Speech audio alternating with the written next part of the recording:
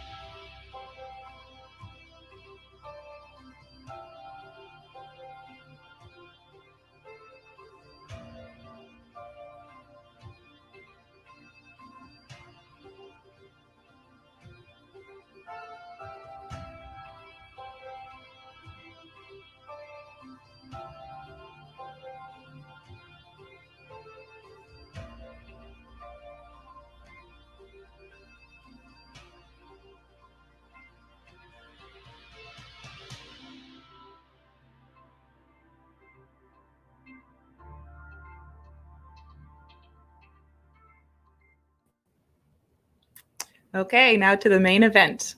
Before I bring Shelley up here, I would like to tell you a little about her. She is a member of the Turtle Clan, Bay of Quinte Mohawk from the Six Nations Reserve. Working in photography, painting, sculpture, and film, her work addresses the challenges faced in contemporary Indigenous North American society.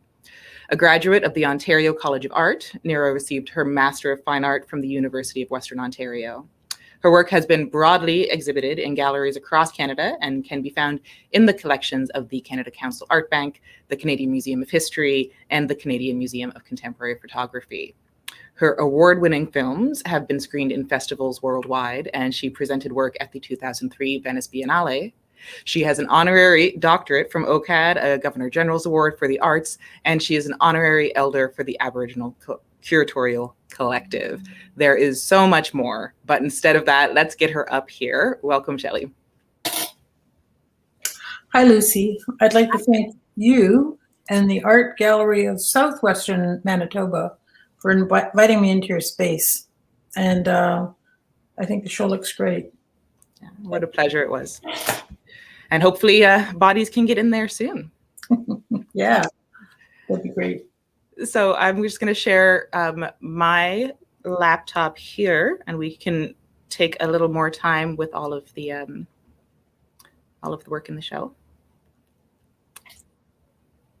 There we go. Okay, so this is just a wide angle to give everybody a little context, and we'll start right here. Why don't you take it away, Shelley? This piece is called Indian Brains, and it was made for a show that was displayed at Harbourfront 2 years ago. And it was an exhibition of drawings. And I asked my granddaughter to pose for me for this piece, and it's really quite large. I think it's about 8 feet long. Mm-hmm.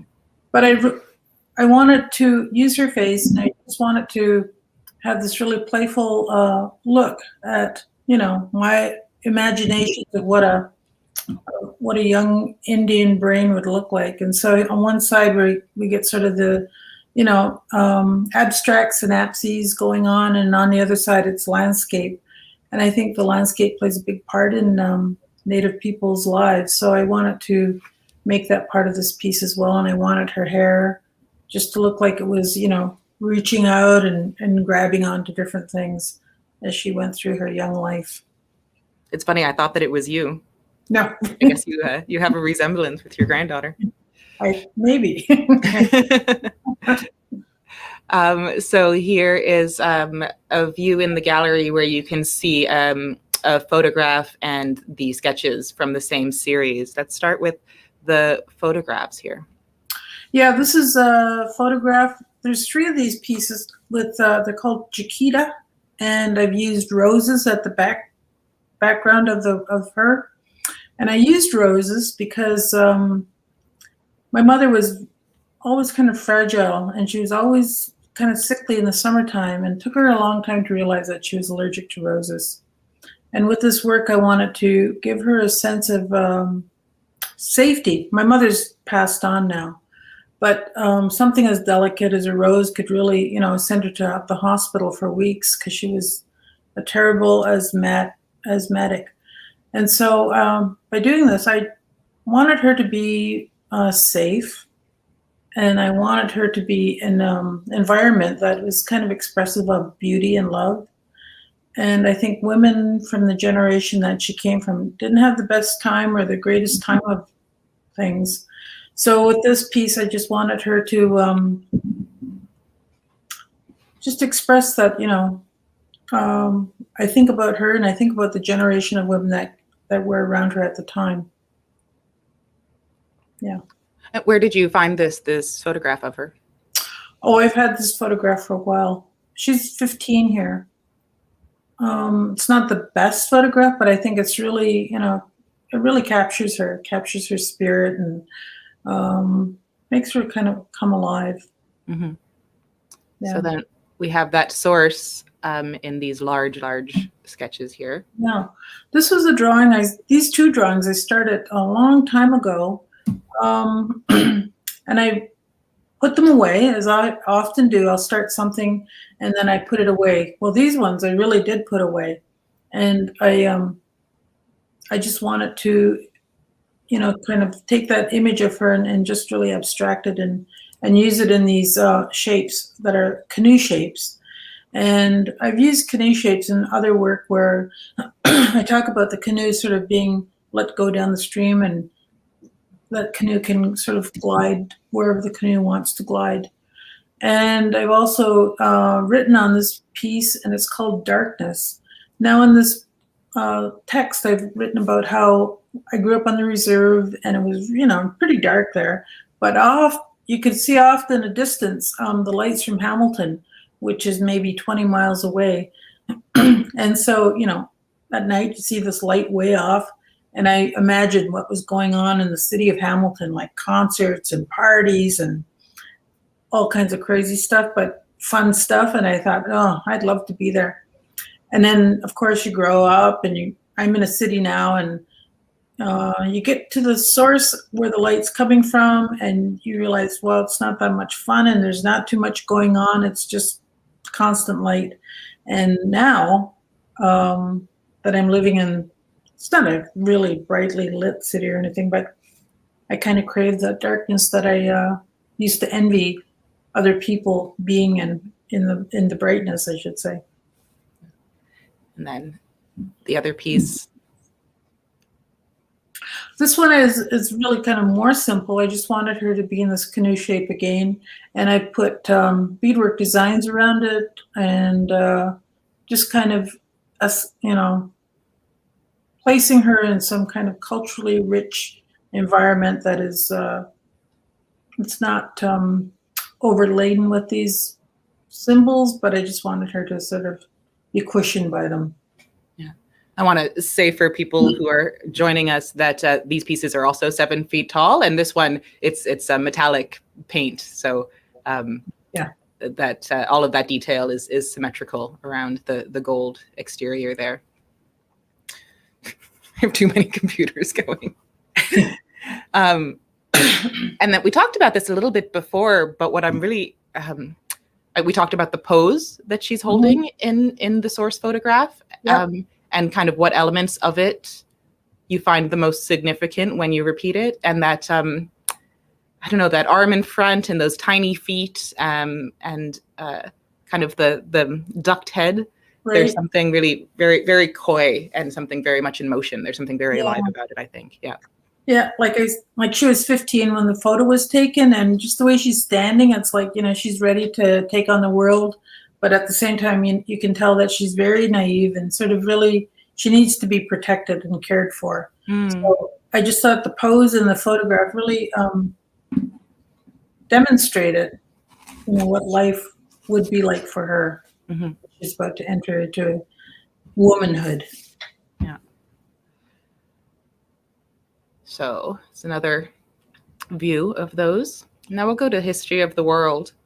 And these are installed in the gallery in Dead Center on 4 walls that face directly north, south, east, and west. So I'll just go into the close-ups here and let you talk about them.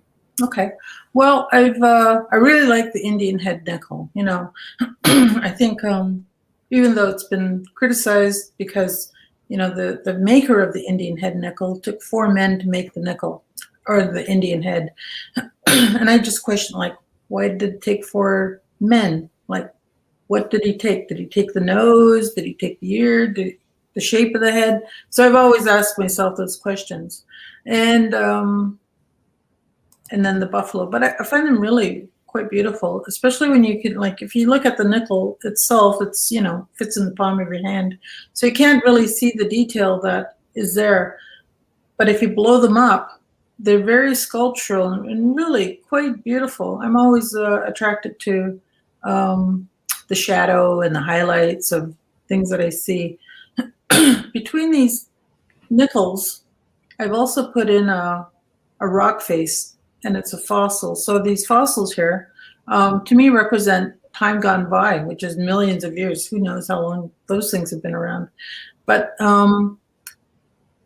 I just become really attached when I'm looking at these fossils, and I think, this is where we come from. We sort of evolved from, these one cell planktons or something, amoebas, and here we are now. And so I just think that's about the evolution of time going by. Behind the images, I put this one has water, and the other one has sky, and the other one has land, and then I don't know what the other one is. Well, I think land and earth are separated in the technology. Yeah. I think with this one, I've taken a photo and I negatized it, so this is the negative of the photo. representing fire, I guess. But I wanted the 4 elements to also be part of this series, and just sort of showing, behind the machinations of monetary value with money, there's also things that we have to consider that's really worth our while and worth looking after, which is the land, the water, the air, all those things that quickly get bulldozed down and run over, when it comes to money. Yeah. Yeah. And these fossils are from where you walk. These fossils came from Lake Ontario, or Lake Erie, which is very close from here, or very close to here. And I just find them amazing because you can just look down and you can see all these fossils right at your feet. Yeah. Yeah. And I want to point out to viewers that all of the nickels are different nickels, which I didn't notice until I saw them in person, because you need to see them blown up like this. I mean, you can, because the dates are different and everything, but there are scratches and like dirt and all of the time, all of the life that these nickels have had are etched into those surfaces as well.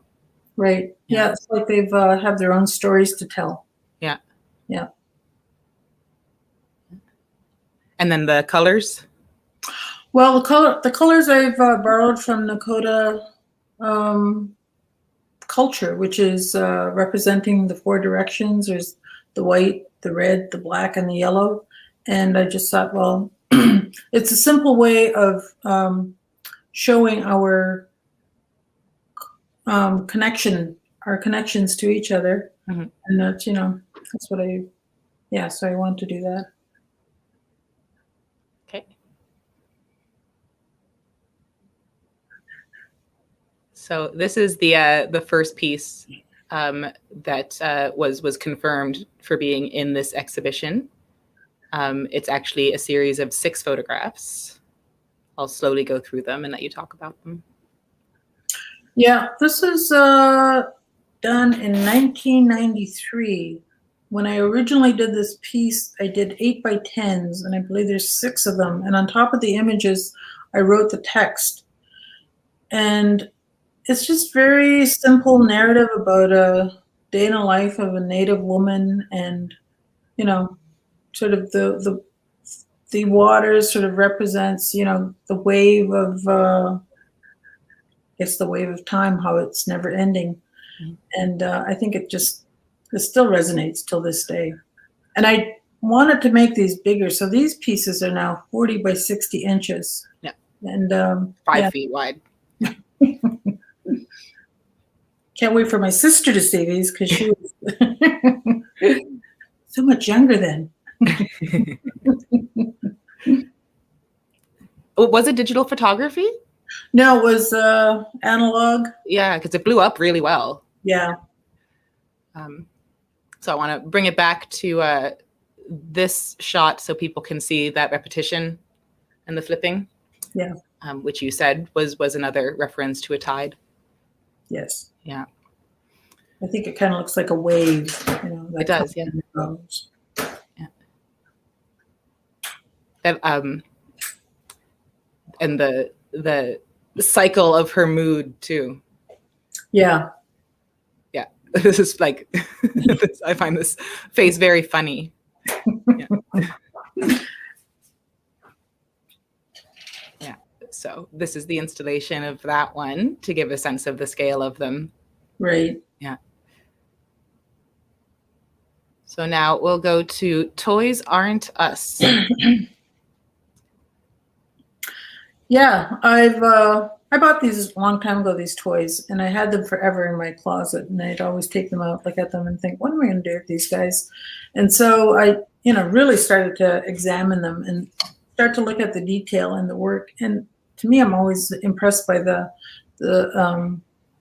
work that's gone into making them, and they're maybe 10 inches tall. And so, if you look at things long enough, you become kind of attached to things. And so with these things, I wanted to give them a life of their own. And I've given them a life. I've given them a title. I've given them an environment in which they're performing or doing what they do. And yeah, it was a very fun little series to do. Mm-hmm. And I got that one so wrong, I remember, because I thought that it was a condemnation. And you said, no, everybody's a critic. I'm doing this opposite thing, right? I'm saying these are great portraits as opposed to, stereotyping. And Yeah. Well, I think sometimes too, I like to think of my work as like when people are looking at it, I don't want them to feel angry. I want them to feel relieved that they can look at these things and hopefully enjoy them as much as I do. Yeah.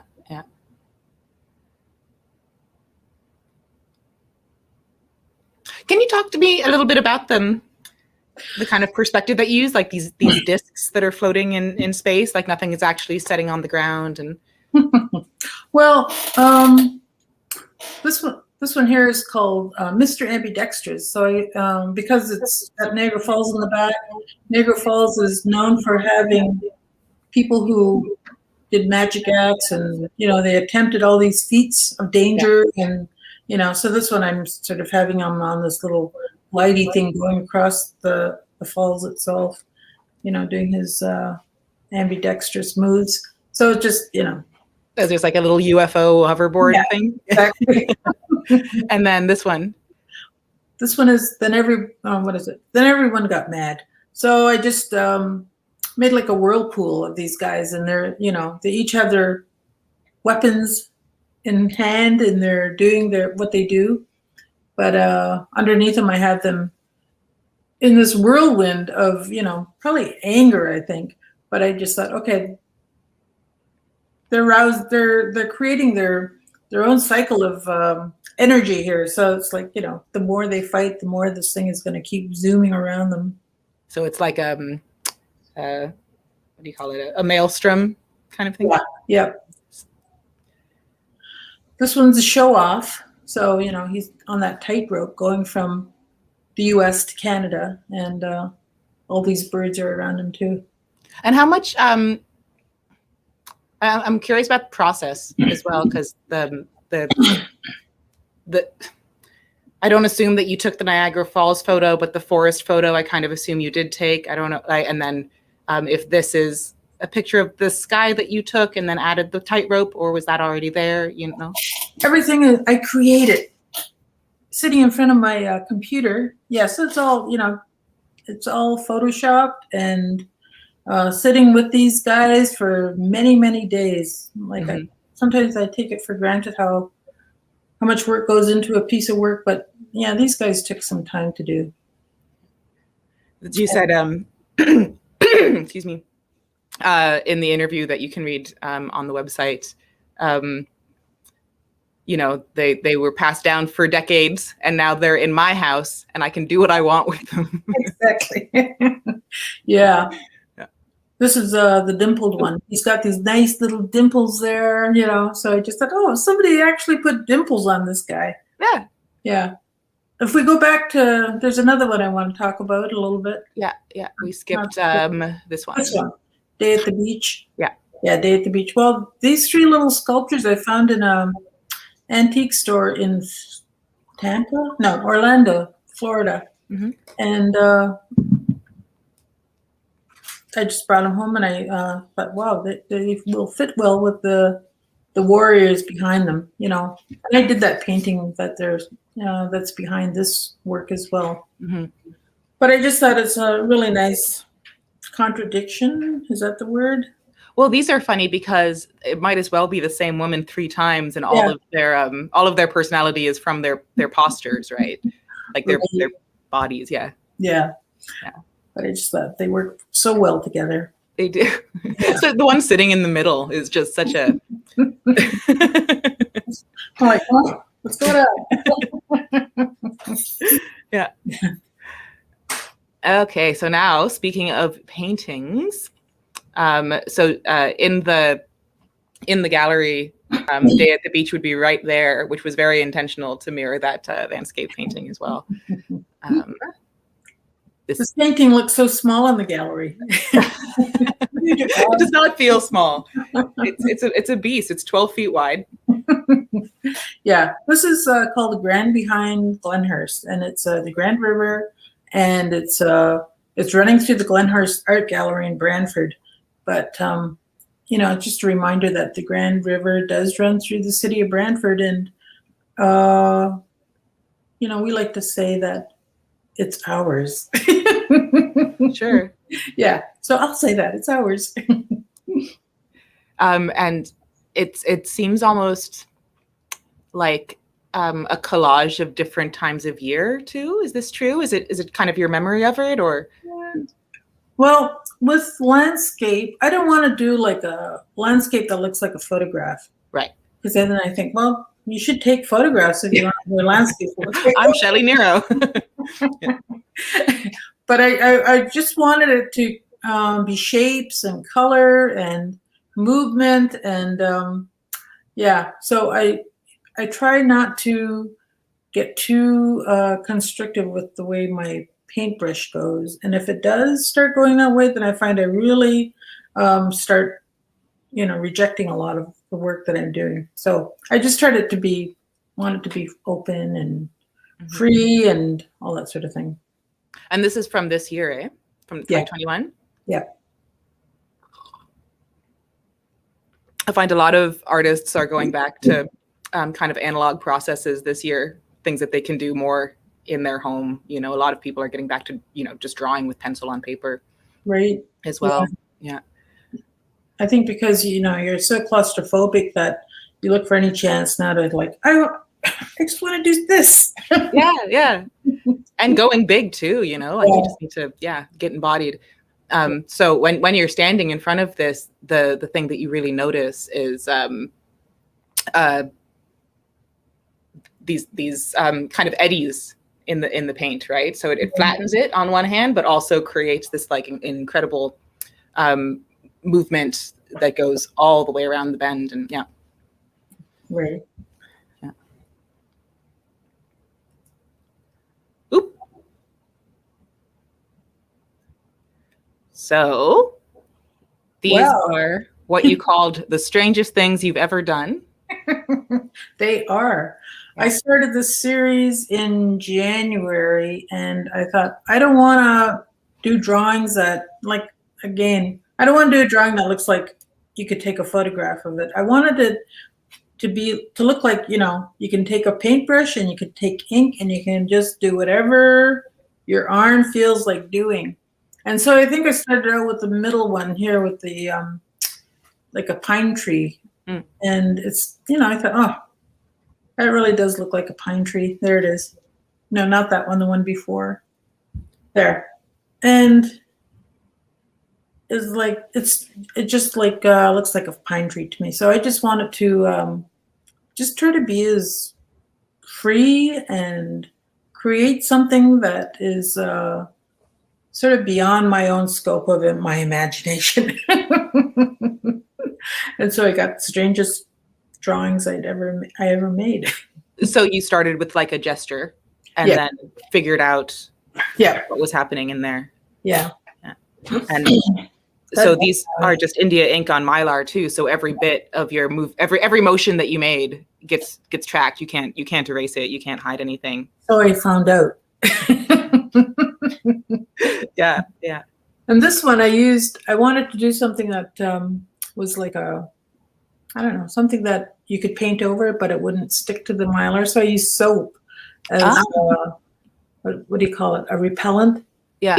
And it kind of worked, but again, it was wasn't as successful as I had hoped. But it's okay. I mean, it's a nice counterpoint to the rest of them, because the rest of them you did treat very much kind of like a stained glass, and especially when you see them in the windows with the transparency, really emphasized. It's because you. There are several that have this kind of frame like this one. Yeah. And you suddenly realize all of the personality in that frame when you look at that entirely covered one. Right. Yeah. And some of them just look messy, but this was kind of fun to do too. you start working with patterns and Yeah. and rhythm, and what does it really mean? It doesn't mean anything. Our executive director, Deirdre, pointed out that they look like stained glass windows, tapestries, or rugs, carpets, when you look at these more abstracted ones. And you can see the similarities in the ones that are a little more literal. Yes. With the Glenhurst, with that eddy that you do with your Right. brush.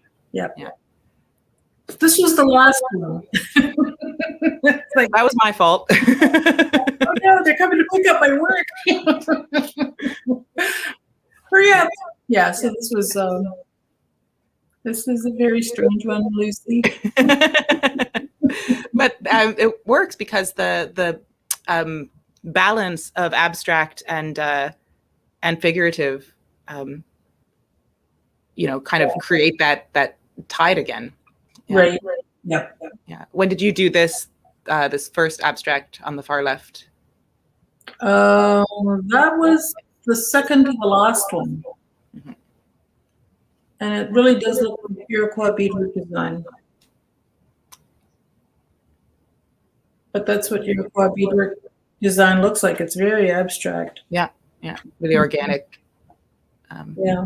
Like a growth pattern of a vine or something. Right. Yeah. Yeah. Okay. Well, that's the tour through the exhibition. We will take some questions from our viewers now. Put that on screen. So we have a viewer who would like to know what advice you have for young Indigenous artists.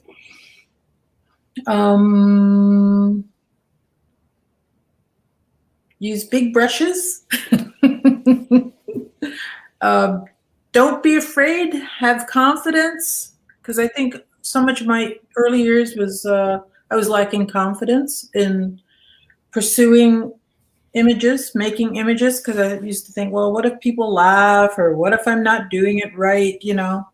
What if my technique is really bad and I don't know anything like that? I think the best thing to do is you just have to get your materials and you just have to keep going at it, and don't let anybody tell you you're not doing it right, or your ideas are crazy or whatever. I think you just have to just go for it. Yeah. With confidence. Yeah. Go with confidence. I like big brushes. Start with big brushes. Yeah. Yeah, the little tiny brushes won't do it for you. That relates to another question. I'll just read it. Art has always been perceived as an elite space, and this seems to leave a lot of what artists want to say stock with this specific group. What would you say to the general audience who thinks they need to complete a list of characteristics to engage and read art? So this is about the audience as well as people who are in it, I guess. I don't know. I think often you're the audience of one, so you really have to satisfy yourself as far as your artistic expression goes. Not that the audience doesn't matter, but I think it matters after you decide what kind of frame you're going to put around your work. I don't know. It's And as far as elite space, I know that especially in something like Mohawks and Beehives or something, it was it seems as though there was a real concerted effort to keep it fun. That you were photographing a project that you were doing with your family. Yes. Yeah, it was like a documentation of good times or something. Yeah, I think fun is the big word here, because it's like, if you're not having fun, then you're kind of not doing it right, I think, Yeah. Because it's the only thing that will get me up in the morning to go back upstairs and paint. Have you ever done anything sad? Well, yeah, I think so. In my script work, there's sadness sometimes, but I don't like to stay in that area because, you can get stuck there too. Yeah. I'm thinking about the shirt and how it ends with this joke. Like it's like you couldn't stay there. I know. It's there's a punchline here. I know it. Okay, I have another question here. This exhibition, the work in this exhibition comes from observation and analyzing what you see. Is nostalgia a big factor in your work? Yes, it is.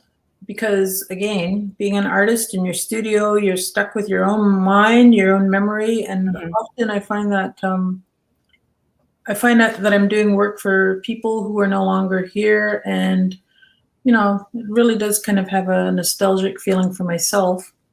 And I won't let other people know, you know, what the work means or what it represents, but yeah, I think so.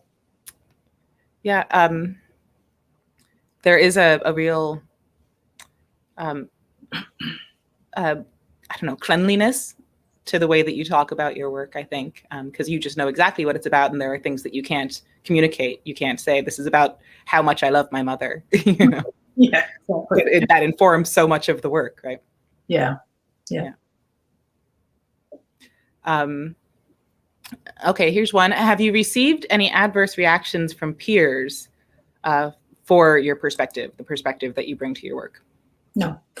Never. I never hear of it. I don't think so.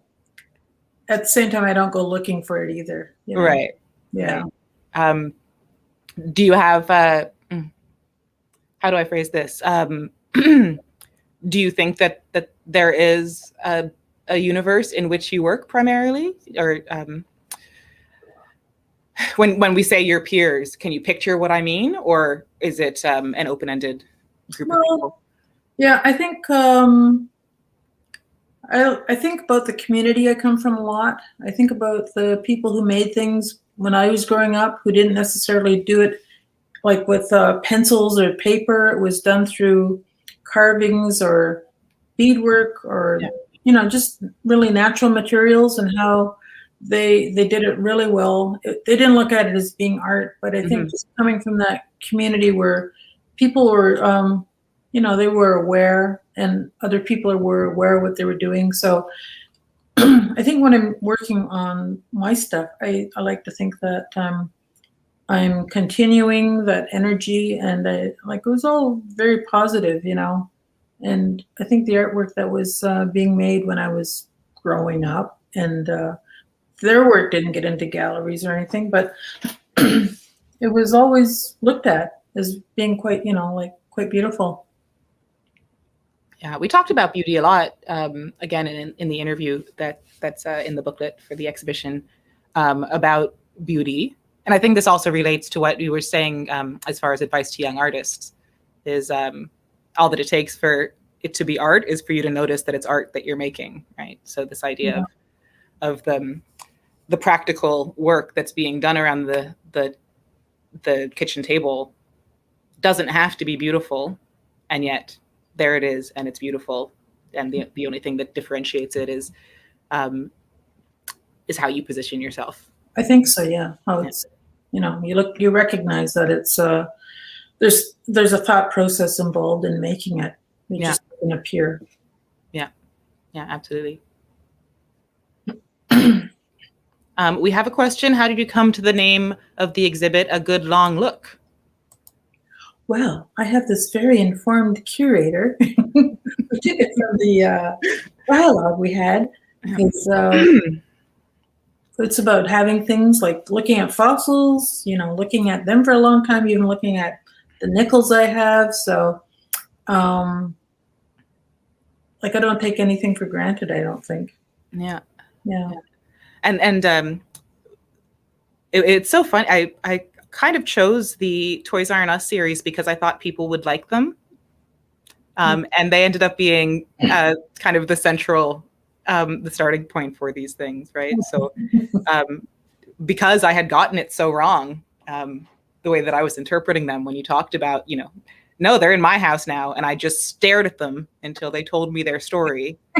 And then it turned out that was true for truly every piece. At every point, at some point, you tell the story of when you just sat down Yeah. and stared at your nickels, you know. I have quite a few nickels. Yeah. Yeah. And including noticing the beautiful sculpture on that nickel, you know. Yeah. Just wildly, the nickel's a tragedy, right? It's a tribute to a dead people. You know? Well, And then you had a great storyline about the man who created the nickels. yeah, And that's kind of what I thought we were going to go for, but no, we ended up going for the toys instead. But yeah, his father, when his mother was 4 months pregnant with him, his father was sent to recover the 7th Regiment, the 7th Cavalry Regiment, who General Custer was leading at the Battle of Little Bighorn. So his father was sent to recover Custer's remains while James Earl Fraser, the sculptor, was being gestated. And when you read kind of the short biography of James Earl Fraser, they kind of flatter him. He's from, I think, southern Minnesota. So they flatter him as like, oh, he grew up in the prairies, and so he was very comfortable with Plains Indians and culture and all these things. And maybe that's why that the sculpture on the nickel is so beautiful. But yeah, we wonder, because his father must have talked to him about that journey, right? Right. Yeah, and the other thing is that so all of that is 7 generations ago, which is a Haudenosaunee principle that has also been borrowed by a number of indigenous nations as this kind of indigenous unified nation, much like you borrowed the Lakota culture. Yeah. We love. I never found anything. There's a library that has correspondence of his under lock and key. So maybe someday if I'm in, I think it's in Minnesota, some university in Minnesota. Wow. If I'm there, I'll go through the archive. That's so interesting. Find it out. Yeah, I find that so interesting, and just making that link and that connection just, makes those things even come alive even more. Yeah. We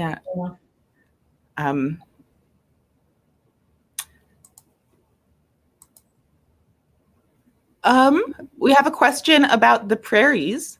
If you, I think, have a connection to the prairies is the base of the question, but it says, do you have a prairies series of images and stories in mind? Is that a question for me? Yeah. If I have the prairies in mind? Yeah. If you ever, because you reference, I guess, your own home landscape so much. And you have shown out here. You've shown in Winnipeg, yes? Yeah. Yeah. Is there anything about the prairies? I think we're trying to get some credit for you at some point. I love the prairies. I've been there a few times. Yeah. And it's just, the horizon goes on forever.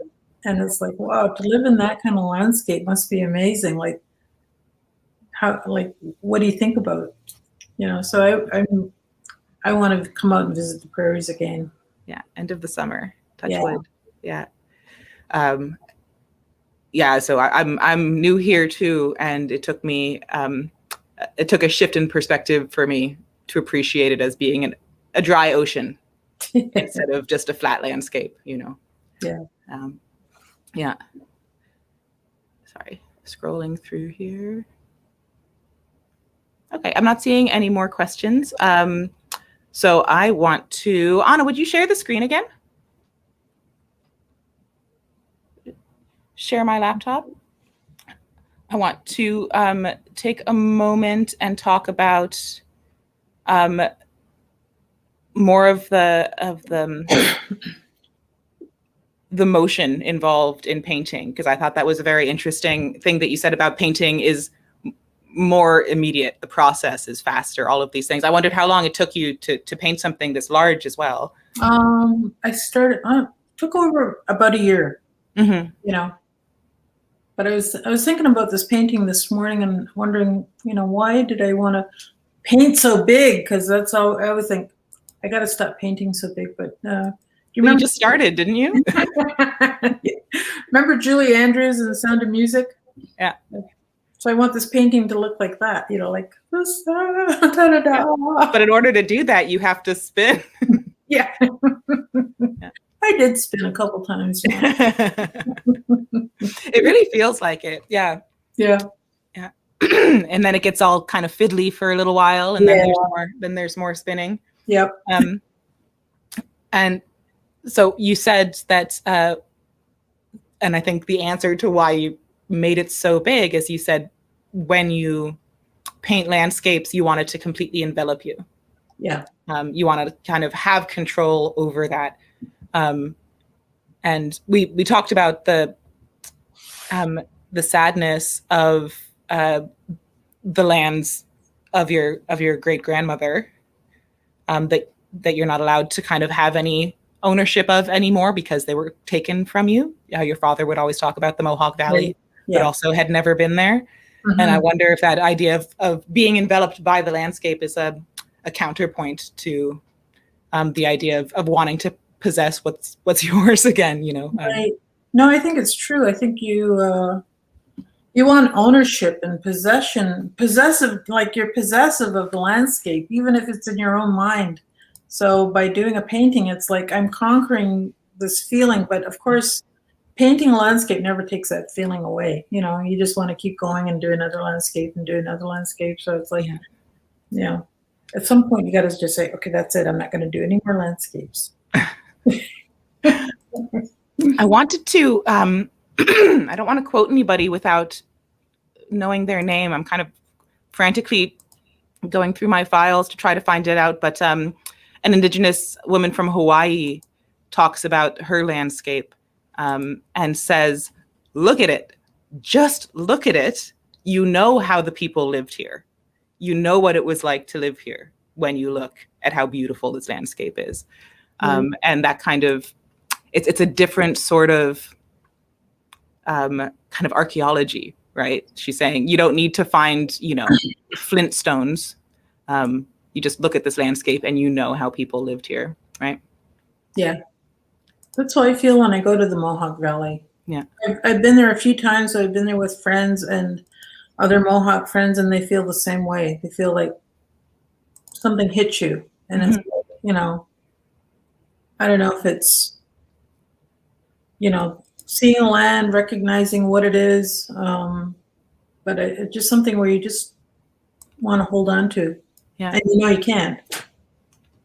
And it's so easy to think it's because it's beautiful, but it's, I think, special. I think that people have different connections to different landscapes, right? Yeah. Yeah. I think so. Yeah.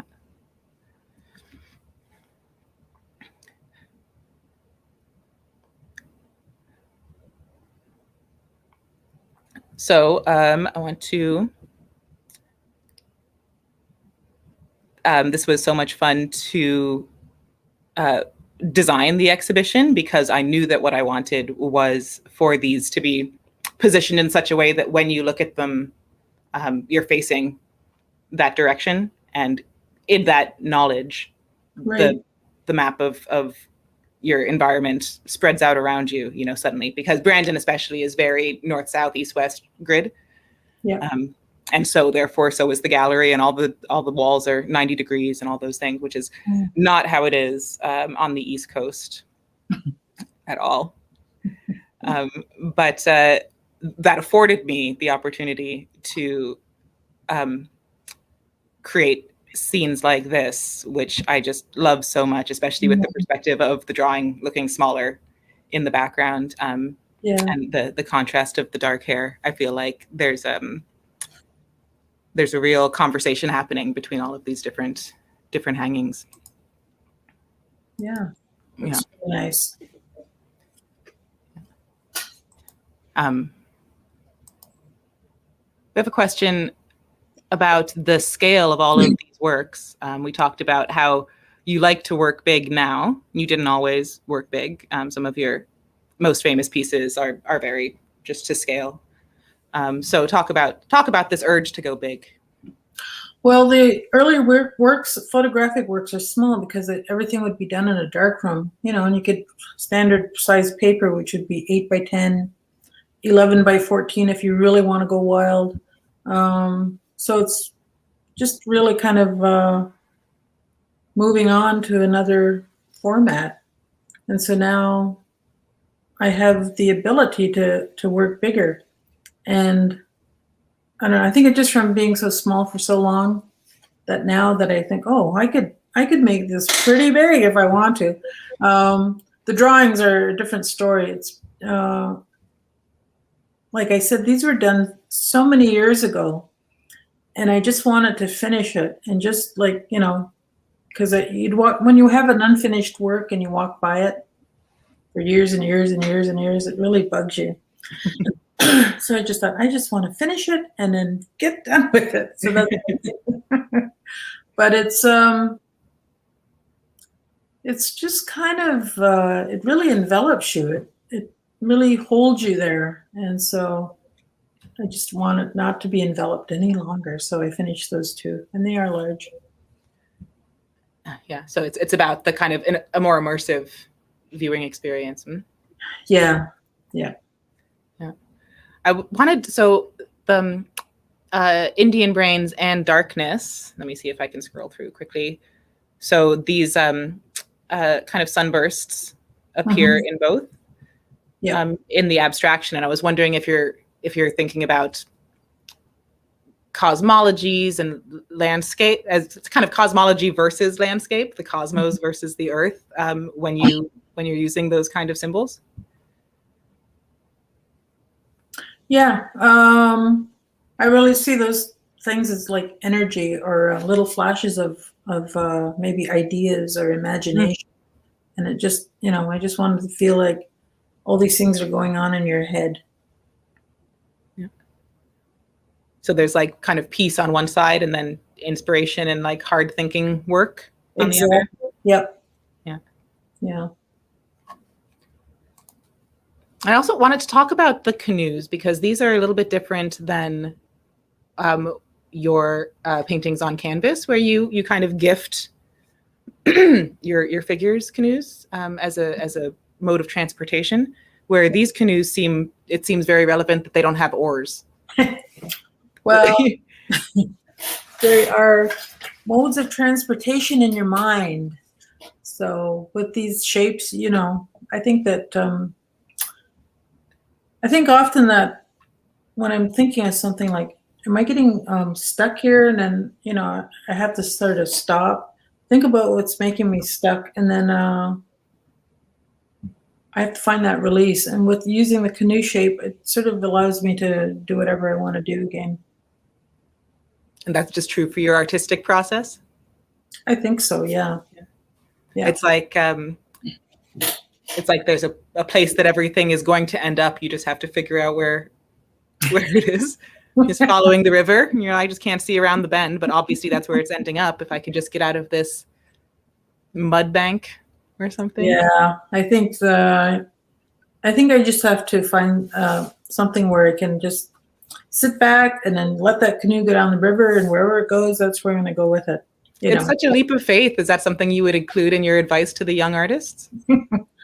I think you have to, because, kids are trained to think in a certain way, and I think they have to be allowed to just go wherever their minds take them.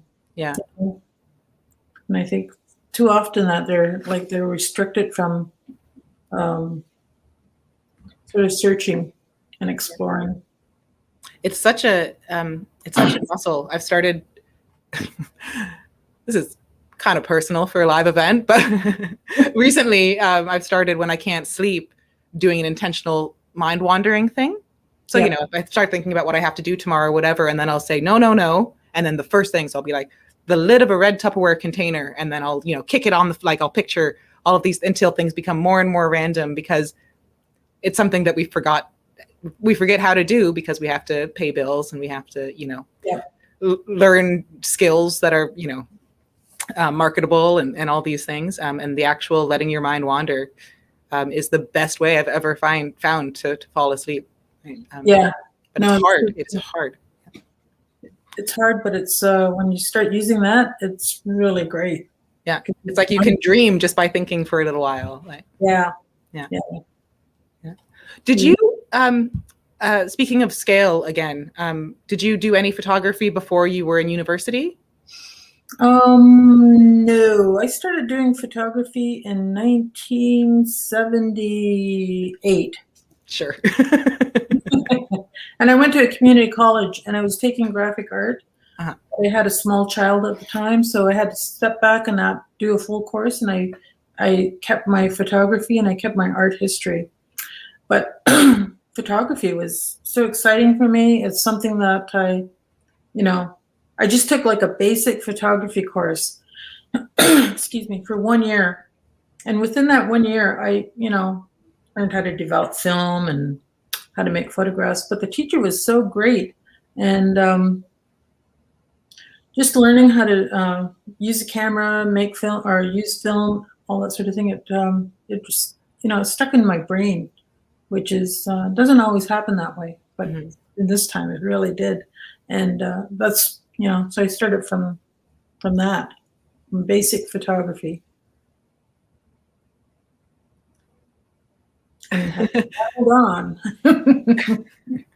So you never you didn't walk around with your, disposable camera as a kid or anything?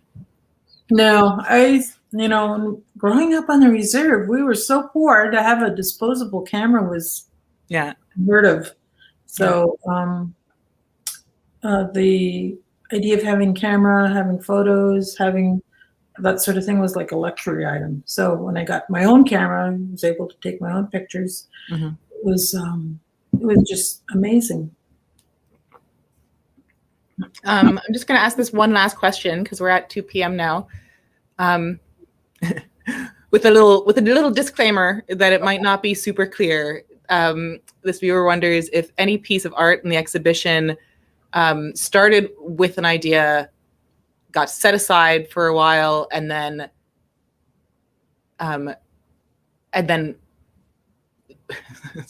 got back to imprint the momentary perspective. So I guess sitting in the back and then a flash of inspiration. How has time between working time affected the results of your artwork? So something that takes 10 years to do. Well, in her lifetime, for example, that's a 30-year artwork technically, right? Right. Yeah. Yeah. This one here is an example of that, because I wanted to use that shape. I wanted to use an image of my mother, like how big will her image be, and what goes around that shape. It's pretty abstract for me to leave it. It's kind of left hanging, I think. And so, I might just go back and do some more. I don't know. Once you put it behind glass, you have to. I just get my drill out. So this is because you said that you were just really eager to get it finished. Yep. But was there a moment of oh, I know how I'm going to do that? Or was it just, let's try something? Kind of a, let's try something. And it's, sometimes it works, sometimes it doesn't work. Yeah. And this one's obviously quite planned out though. Yeah. I really want it. Well, it's about darkness. So I didn't want it to leave it flooded in darkness. So I had to paint these orbs around the figure, and I just wanted it to feel like